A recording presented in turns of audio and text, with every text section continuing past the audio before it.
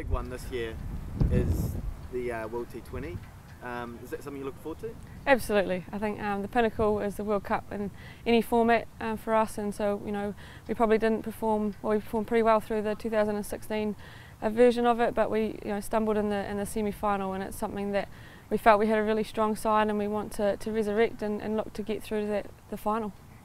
Do you learn from that when you don't perform perhaps as well as you should have? Is that a good learning for the team, and do you reckon you're probably better for it?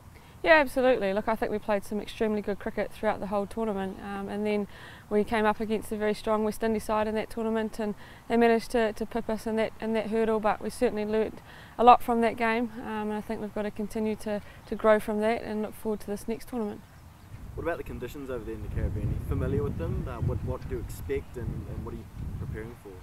Yeah, we played a T20 World Cup over there probably 8 years ago or so now, and learned a lot from that one, so I think that helps us looking forward to this, and obviously we've played a tour over there as well, so it certainly means that we've got some experience. It's a tough place to tour, and it's an exciting place to tour as well. It's got a lot of flair and vibrance about it, so from that side of it we're really looking forward to it.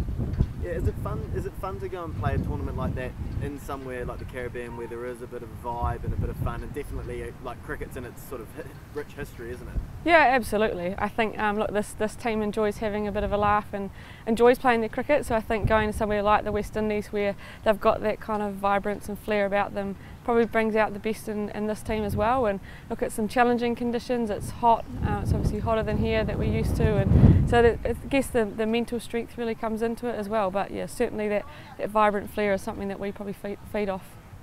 Absolutely. And I mean, the team, how's the team feeling heading into this? You've obviously got this tour to Aussie. It looks like there's a decent blend of youth and experience there, probably serve you well? Yeah, I think the team we took over to England, we had a real blend of youth and experience, and I think that put us in a good place. And it also, I think it just means that we've got, the young ones are keeping the seniors on their toes, and we've got, I think, a really good balance as well between bat and ball, and even within the bowlers, a real variety of different bowlers, which means in any conditions and against different players, we've got, I guess, the arsenal to come up against them. Yeah, and you've got, it must be quite comforting as a skipper to have the likes of Susie Bates, the Sophie Devine there to bounce ideas off, and just some experience around you as well.